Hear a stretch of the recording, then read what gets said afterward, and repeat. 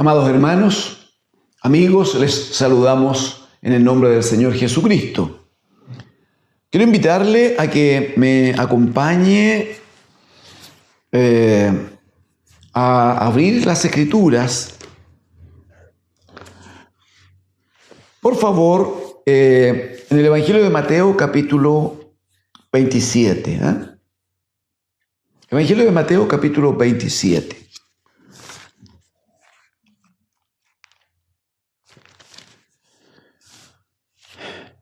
Desde el versículo 57 hasta el versículo 61. Desde el versículo 57 hasta el versículo 61. Leo en el nombre del Señor Jesucristo. Cuando llegó la noche, perdón que me detenga y haga un pequeño paréntesis. Esto de cuando llegó la noche está hablando, es un solo relato de cuando Jesucristo fue tomado a media mañana y sacado con la cruz al hombro fuera de Jerusalén al monte de la Calavera para levantar allí la cruz donde él fue crucificado. La Escritura dice, aquí en el mismo capítulo 27, que entre aproximadamente las 12 del día y las 3 de la tarde, entre la hora sexta y la novena, dice que hubo tinieblas en toda la tierra. Y luego Jesucristo, el bendito Hijo, expiró. Ya era media tarde, era un día viernes. No podían los cuerpos quedar en la cruz, no podían, porque el día siguiente era un día sábado, era día de reposo. Entonces, al atardecer de este mismo día, después de todos estos acontecimientos increíbles, tremendos, terribles que se produjeron ese día, dirá el verso 57, cuando llegó la noche, o cuando venía el anochecer, cuando el día declinaba, esa es la figura, cuando el día ya declinaba, la tarde declinaba, entonces vino un hombre rico de Arimatea llamado José, que también había sido discípulo de Jesús. Él también había creído en la palabra, en la predicación del Evangelio. Verso 58, este fue a Pilato y pidió el cuerpo de Jesús. Entonces Pilato mandó que le diesen el cuerpo. Y tomando José el cuerpo, lo envolvió en una sábana limpia y lo puso en su sepulcro nuevo. Lo puso en su sepulcro nuevo, que había labrado en la peña. Y después de hacer rodar una gran piedra a la entrada del sepulcro, se fue. Y estaba allí María Magdalena, la otra María, sentada delante del sepulcro, como testigos, ¿no? Por favor, una vez más, versículos 59 y 60, porque quiero mostrar algo de la profecía, cómo no hubo detalle que el Señor no cumpliera para que su sacrificio fuera perfecto y fuera eterno, conforme a las Escrituras. Dice el verso 59, tomando José el cuerpo, lo envolvió en una sábana limpia y lo puso en su sepulcro, el sepulcro de José de Arimatea, un hombre rico. Lo puso en su sepulcro nuevo que había labrado en la peña. Había un trabajo grande, enorme. En aquellos tiempos no existían las herramientas con que se trabaja ahora, ¿no? Bueno, él había labrado en la peña una hendidura donde se estableciera su sepulcro. Estaba preparando, bueno, lo que vendría para él. Dice que lo puso en su sepulcro nuevo que había labrado en la peña y después de hacer rodar una gran piedra a la entrada del sepulcro, dejó todo cerrado y se fue. Hay dos cosas a lo menos que quisiera, si usted me permite, compartir en este minuto. Lo primero está dicho en Isaías 53. Isaías 53.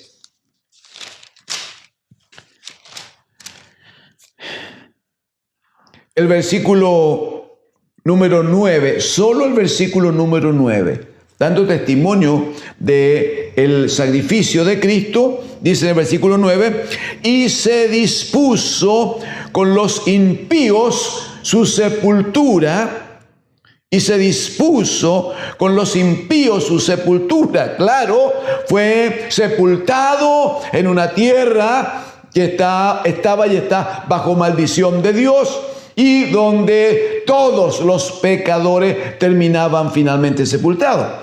Se dispuso con los impíos su sepultura, pero escuche esto, más dice, con los ricos fue en su muerte. Con los ricos fue en su muerte. Aunque nunca hizo maldad, ni hubo engaño en su boca. Debió, habiendo antes dejado ya su trono de gloria, debió participar con los pecadores y con los ricos participar también en lugar de su sepultura.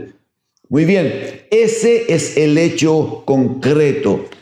¿Dónde está la enorme bendición de que este Jesús que murió en la cruz por nuestros pecados, conforme a las Escrituras, hoy día estemos examinando cómo es que Él fue también sepultado? Alguien podría decir, es obvio, si estaba muerto había que sepultarlo. Sí. Pero una cosa es hablar de un hombre cualesquiera y algo distinto es referirse a la muerte y sepultura del bendito Hijo de Dios.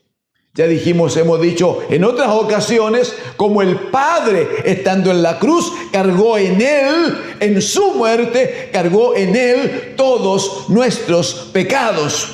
Ahora, ¿qué decimos? ¿Por qué no me acompaña, por favor, al profeta menor Miqueas? Miqueas en el capítulo número 7, amados, hermanos, amigos. Miqueas en el capítulo 7. Mire por favor los versículos 18 y 19. 18 y 19 del capítulo 7 de Miqueas. Dice el versículo 18. ¿Qué Dios como tú? Dice el profeta. ¿Qué Dios como tú, que perdona la maldad y olvida el pecado del remanente de su heredad? Dice, no retuvo para siempre su enojo, porque se deleita en misericordia. ¡Qué frase tan hermosa!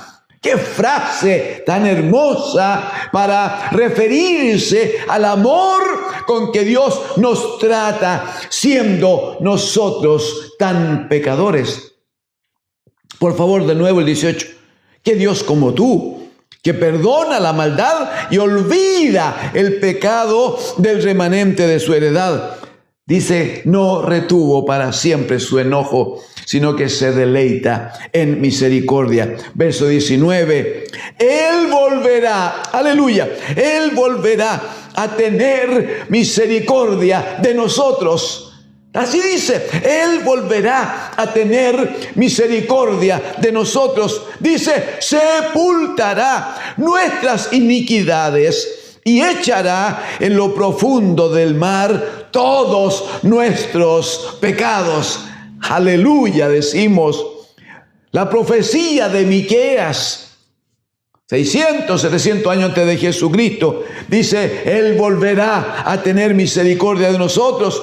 Dice uno, sepultará nuestras iniquidades. Sepultará nuestras iniquidades.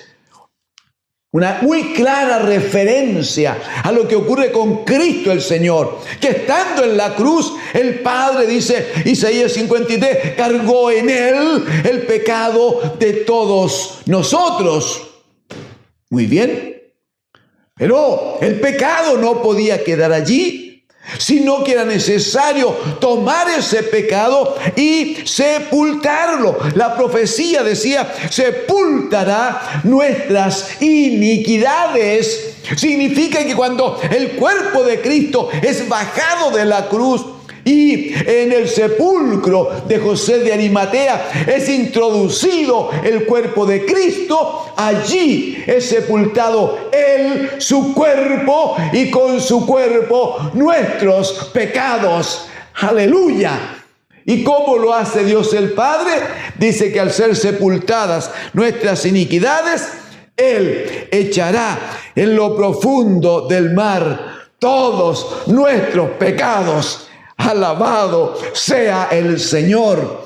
Significa que en la misericordia de Dios, amigos y hermanos, en la misericordia de Dios, siendo nosotros pecadores, por cuanto todos pecaron, todos están destituidos de la gloria de Dios, porque la paga del pecado es muerte. Estando en esa condición, Dios el Padre nos ama de tal manera, nos permite que recibamos a Cristo su Hijo, que el Hijo venga a la tierra, que Él se ofrende, Él se entregue al Padre para morir por nosotros en la cruz. Nosotros debíamos morir, muere Él por nosotros en la cruz. Él carga nuestros pecados, luego Él es sepultado, aleluya, sepulta con su cuerpo todos nuestros pecados anteriores.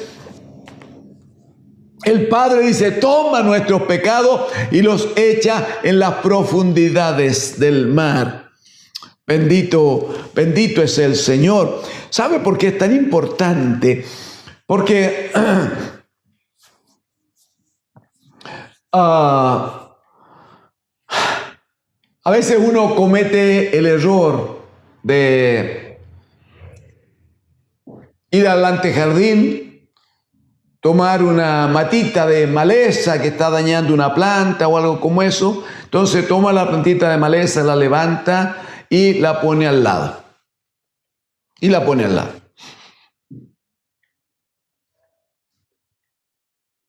Ya la sacó, ya quitó la raíz, ya dejó libre la otra plantita que le importaba, la tomó y la puso al lado mientras hacía otra cosa. Luego se olvidó, se fue, y la plantita aquella que había sido arrancada quedó allí. Pero por su naturaleza va a buscar el agua. Y esas raíces que están en contacto con la tierra van a empezar a escarbar y van a profundizar. Finalmente van a conseguir un poco de agua. Y eso que fue maleza aquí solo la habremos trasladado de un lugar a otro para que siga siendo maleza allá. En otros casos, por descuido, nunca, y creo yo hay mala intención, alguien toma una mata también de maleza, grandecita, pero que ya dio alguna flor, que ya está en tiempo de semilla. Entonces trabaja la mata, claro, la trabaja, la levanta, la sacude, y después lleva la mata, el hueso de la mata, y la echa a la basura. Sí, pero mientras sacudía, cayeron sobre la tierra las semillas. Y eso vuelve a reproducirse, y no se reproduce 1 a 1, sino la Escritura habla de 30 por 1, 60 por 1. Bueno, qué interesante, qué hermoso es cuando la Escritura dice que al haber sido sepultado Jesucristo y sepultado con Él todas nuestras iniquidades, qué hermoso es que diga Miqueas capítulo 7, diga que el Padre toma esos pecados y los echa a lo profundo de la mar. Por favor, piense un poquito en ese espectáculo hermoso para nosotros. Piense un poquito en lo que eso significa. Allí en un acantilado, allí donde llega el mar con una fuerza impresionante, con unas olas absolutamente irresistibles. Piense, por favor, cómo el Padre, aleluya, va depositando allí nuestros pecados y cómo las aguas van golpeando y cómo las olas van golpeando y cómo dan contra la roca y cómo dan contra esa fortaleza, y una y otra vez y otra vez y otra vez, y un día y 2 y 3 y años, y finalmente se cumple por causa del amor de Dios. Se cumple lo que dirá el apóstol Pablo cuando escribe a los Corintios la segunda carta, capítulo 5, de modo que si alguno dice está en Cristo, está en su muerte, está en su sepultura. Si alguno está en Cristo, nueva criatura. Aleluya, nueva criatura es. Las cosas viejas pasaron. ¿Sabe por qué las cosas viejas pasaron? Porque aquellas cosas fueron sepultadas en Cristo y con Cristo. Aquellas cosas fueron tomadas por el Padre y echadas en las profundidades del mar. Dios el Padre no volverá a recordarse. Nadie más está en condiciones de acusarle de lo que antes hizo si usted viene a Cristo, el bendito Hijo de Dios, y recibe y se apropia de ese sacrificio que el Señor hizo por nosotros al morir en la cruz y al ser sepultado. Mire cómo el Espíritu habla por Pablo en Romanos capítulo 6. Mire cómo lo explica Romanos en el capítulo número 6. Versículos 3 y 4 dirá en el verso 3, ¿o no sabéis, dice, que todos los que hemos sido bautizados en Cristo Jesús, hemos sido bautizados en su muerte? ¿No saben eso? Dice. Por eso es que es tan importante cuando un hombre y una mujer cree en Cristo el Señor, entrega su vida al Señor, es tan importante que se acerque, que se incorpore a una iglesia, que la iglesia es cuerpo de Cristo, que venga a alimentarse de Cristo, que venga a tomar de su palabra, que venga a ser bendecido. ¿Por qué? Porque una de las primeras cosas, ha habido testimonio que ha recibido a Cristo el Señor, que el Señor le ha traído, que el Señor le ha llamado y que el Señor ha iniciado el cambio a una vida nueva. Ha habido este testimonio. Lo primero que hará el ministro allí donde usted venga a congregar, lo primero que hará será tratarle, provocarle para que participe del bautismo en Cristo Jesús. ¿Y por qué? Porque cuando somos bautizados en Cristo Jesús, somos bautizados en su muerte. Participamos en un acto de fe, claro. Participamos activamente, conjuntamente con la muerte, en la muerte de Cristo el Señor. Y mire el verso 4. Dice, porque somos, allí en el momento del bautismo, porque somos sepultados juntamente con Él, con Cristo. Somos sepultados juntamente con Cristo para muerte por el bautismo, a fin de que, aleluya, es que lo que viene, ya le digo, es precioso. Al ser bautizados en Cristo y en su nombre, somos bautizados en su muerte, participamos de su muerte. O sea, nosotros morimos con Cristo, en un acto de fe, sí, morimos con Cristo. El mundo, el pecado, los demonios ya no volverán a tener ninguna autoridad sobre nosotros. Habremos muerto con Cristo, estaremos muertos para el mundo, para el sistema. Pero eso requiere también ser sepultados, para que todos nuestros pecados anteriores entonces sean sepultados, pero no sepultados nosotros, sino que sepultados en Cristo y con Cristo. Por eso lo del verso 4, porque somos sepultados juntamente con Cristo para muerte por el bautismo. ¿A fin de qué? Mire, a fin de que como Cristo resucitó de los muertos por la gloria del Padre, así también nosotros andemos en vida nueva. Amén. De esto vamos a hablar en la próxima oportunidad, de cómo es que Cristo, en cumplimiento a la profecía, precisamente muere, es sepultado, pero el Padre con poder le levanta de entre los muertos. Pero ¿sabe por qué lo hace así el Señor? Porque era necesario que uno venciera el pecado pero también uno tenía que vencer la muerte. Era necesario que se manifestara la vida de Dios. Amigos, hermanos, eso no es posible. Aunque está la promesa, aunque está el modelo de Cristo, aunque está la profecía declarando que en Cristo nosotros somos nueva creación, no es posible la resurrección, no es posible la vida nueva si primero no morimos con Cristo y con Cristo somos sepultados. Una vez más, ese es un acto de fe, no hay duda. Pero es un acto de fe que provoca obediencia.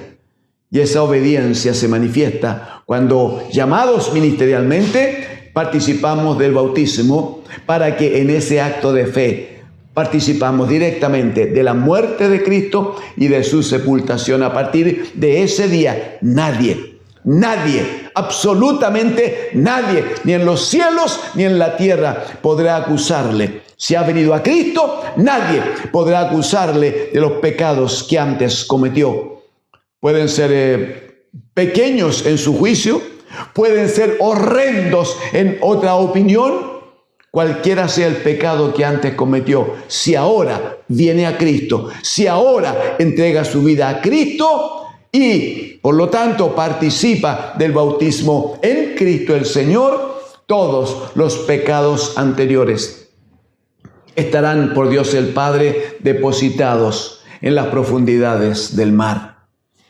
Por eso que nuestra vida, la vida de quienes estamos en Cristo, es una vida de paz, es una vida de gozo. No tomamos pastillas para dormir, no necesitamos andar en sesiones de psicología ni de psiquiatría, no necesitamos que alguien nos resuelva los problemas. Porque si bien hay algunas dificultades, siempre son menores, son pequeñas comparadas con el tremendo gozo, el entendimiento alcanzado de que estamos en Cristo. Y en Cristo somos nueva creación, somos una nueva criatura que se prepara para reencontrarnos con Él en la vida eterna. Venga, acérquese. También para usted es el llamamiento. Que Dios, el Señor, le bendiga. Amén.